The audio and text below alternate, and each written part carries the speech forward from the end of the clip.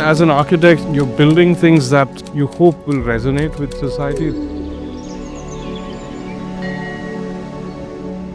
You're trying to create something that has a timeless appeal, that has a rootedness in place, and so something that resonates with those deeper connections.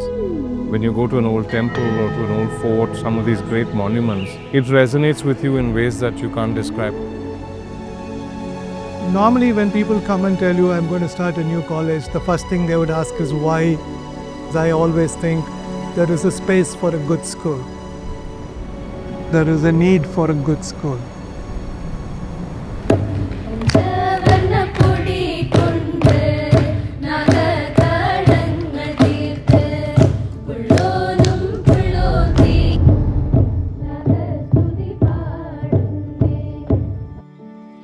The name SEED itself has it, the School of Environmental Design.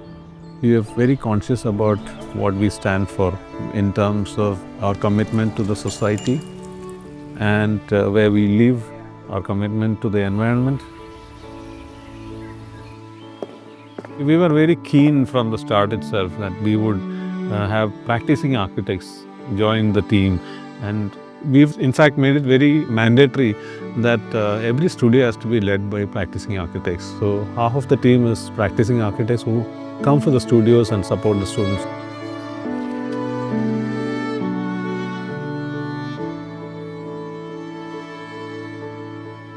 SEED is really a tribute to many things. I think SEED is primarily a tribute to this wonderful profession called architecture. You're touching upon so many aspects of your own life, people's lives, the city's lives, so many environments that you're dealing with. You have to be sensitive to a lot of the things that happen around you. When you travel, you're not really a tourist. You're actually observing things there. When you're in any space, you're trying to sense what is going on in that space. So that sensitivity is what really matters. And we really wanted to do justice to the gravitas of that course. That is the first tribute. And then I also wanted to pay tribute to a lot of the great teachers that we've had. So you're all always being driven by the light that they have shown to us, We are not giving them conventional level of teaching. We have a different techniques and methodology of teaching, which they are very comfortable. That is why we are planning to continue the same thing. Earlier there was a system of education like Gurukula Shikshanam and all the teachers are very much attached to the students, and every 10 students we have a mentor is there.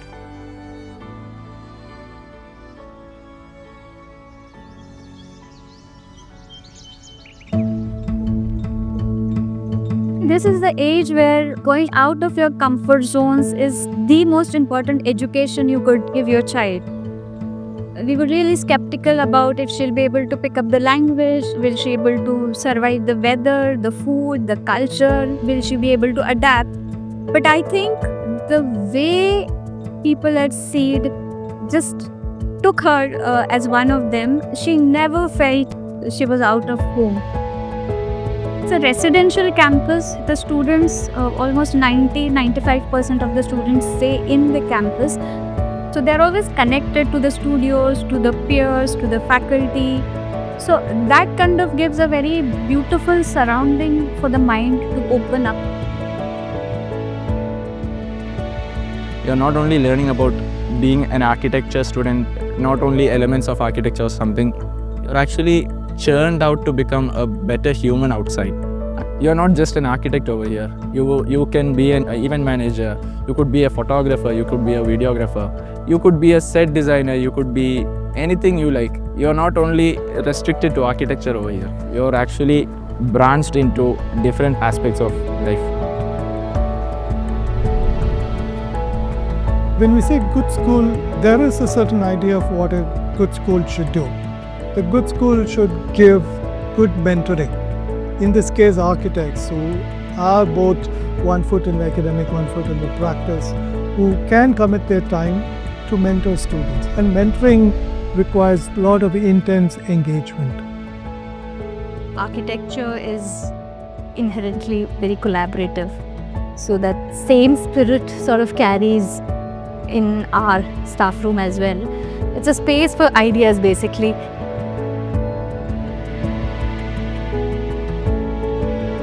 We start an academic term with discussions, with a dialogue. It culminates with a review where all of us just sit around a table and discuss the past academic term that we have had, and we take the positives and the negatives and how we can improve every time. Rooted learning happens when they are intrinsically motivated.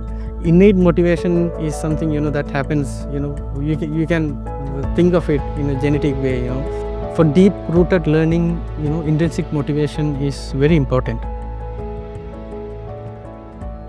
I think every studio in SEED wants the student to have a critical outlook about architecture and about life itself. They should be questioning things around them, also challenging them, and being innovative in their solutions to address the challenges that we have. How it sets it apart from profession is that it's as if you're dealing with 80 architects and they all have their different thought processes. So their thinking and their way of interpreting and even dealing with problems is completely different from ours. I think that forms a really nice sort of symbiosis.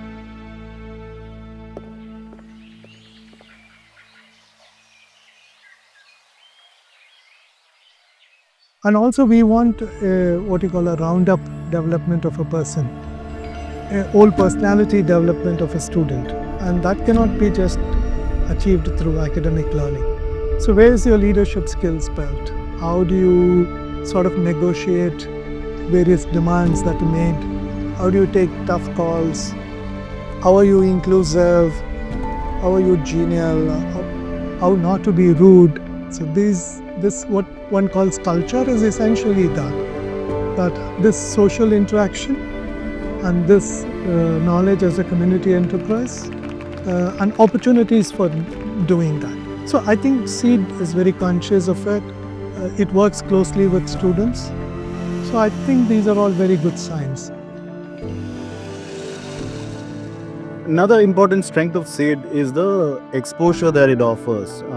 Students often engage with allied fields, not just architects, art, woodwork, structures, the idea of making. And this hands-on multidisciplinary approach builds on a much more holistic foundation for architecture thinking. Importantly, SEED also reaches beyond the boundaries of the campus. And this is, I often say that this is very important, even much like an architecture practice. An architecture institution should always try and kind of have a positive influence on the society or the context within which it sets in.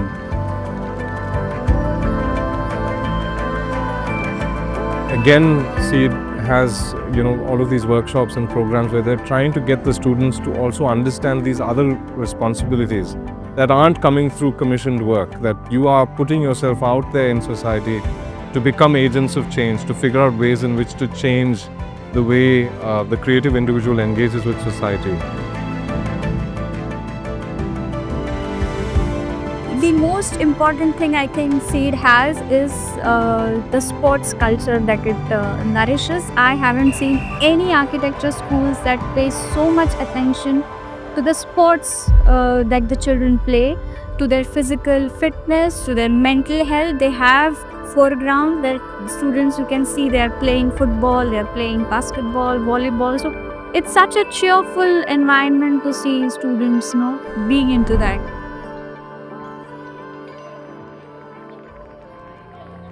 Deep dives, which we do every year, students organize the annual cultural and sports events which we manage.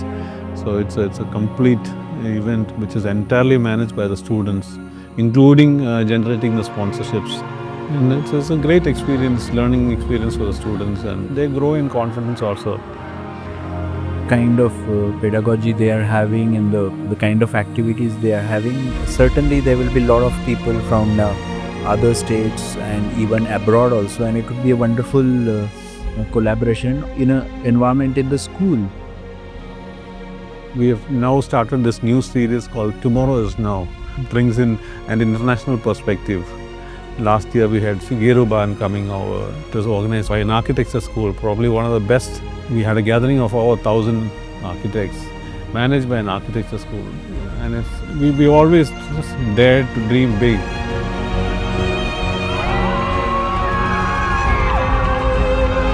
Apart from all the serious stuff that we also have serious fun in the staff room, because our conversations drift from not just academic or architecture, it's just from cinema to art to pop culture and to life itself.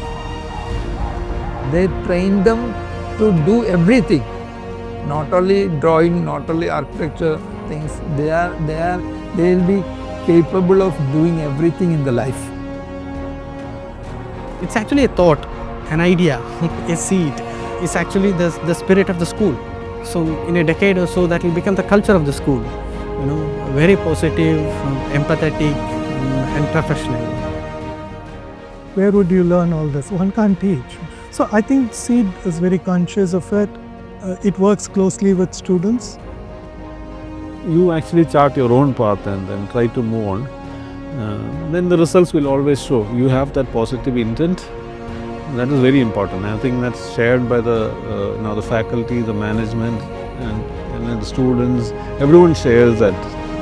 I hope what started as a seed will soon grow into a thriving forest, beautiful, sustainable, biodiverse, inclusive, and I hope everybody gets a space to thrive to the best of their potential.